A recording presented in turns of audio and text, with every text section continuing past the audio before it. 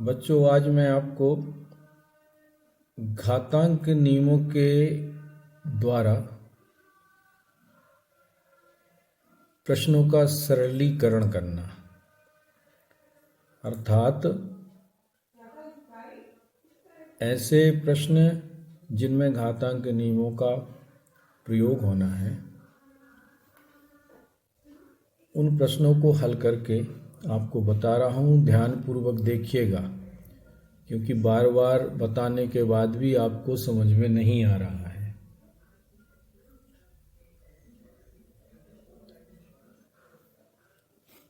पहला प्रश्न है 2 के ऊपर 2/3 की घात गुणित 2 के ऊपर 1/5 की घात। तो इसको अपन को हल करना है। पहले मैं घातांक का नियम बता दूं कि घातांक के नियम के अनुसार यदि आधार समान हो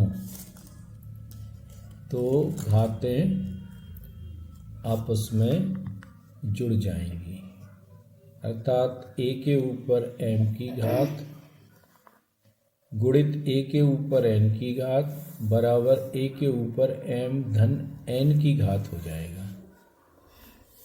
इस नियम का प्रयोग करें इस प्रश्न में तो 2 के ऊपर 2/3 की घात और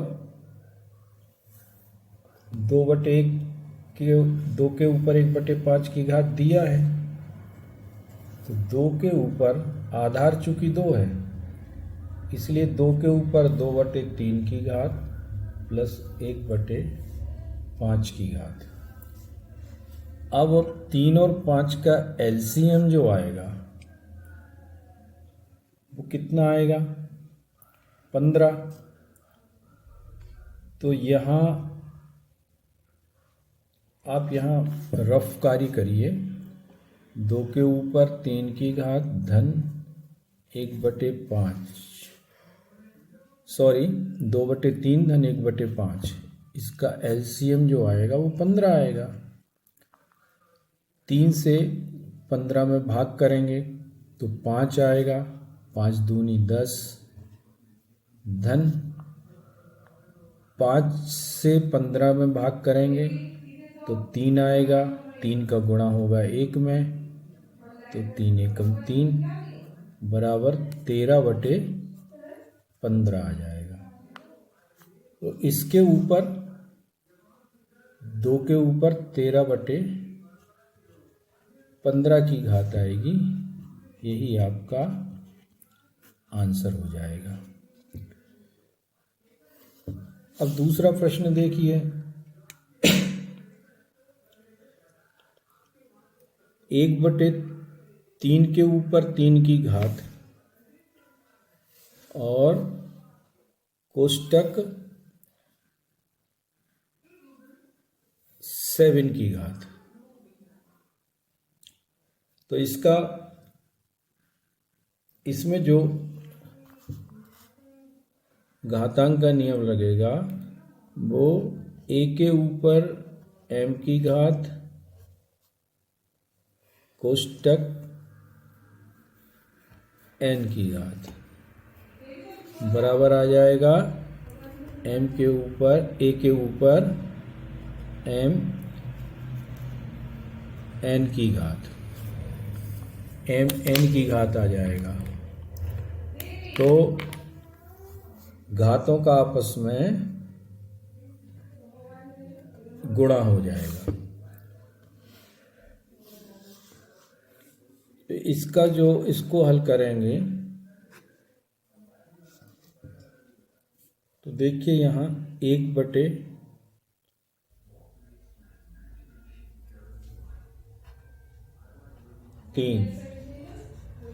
और यहाँ आ जाएगा 3 गुणित 7। 1 है तो 1 के ऊपर भी 7 की घात है। इसको हल करने से आएगा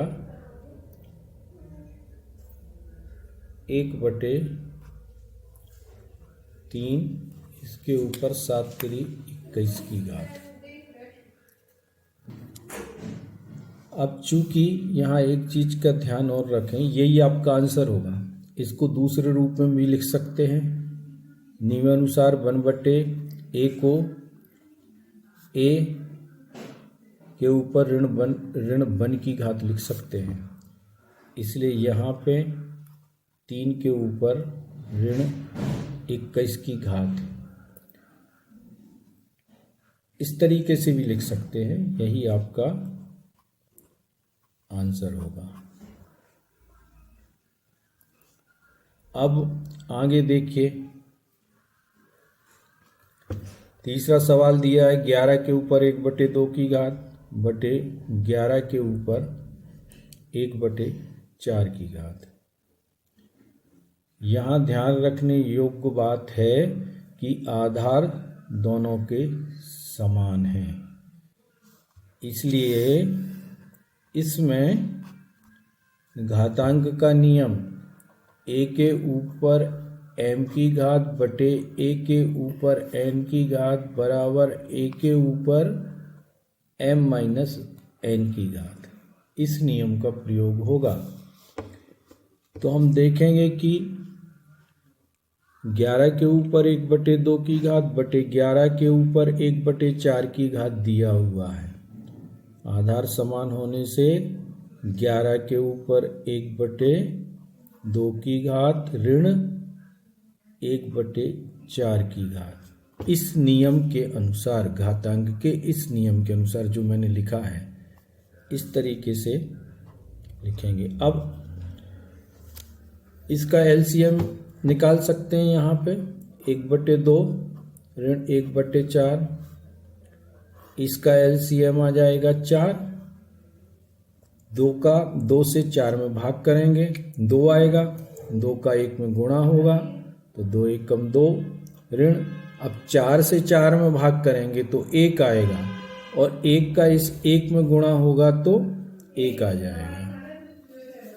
इसको 2 में से 1 को घटाएंगे तो 1 आया और बटे 4। इस प्रकार 11 के ऊपर 1/4 की घात आ जाएगी। यही आपका आंसर होगा। आगे देखें,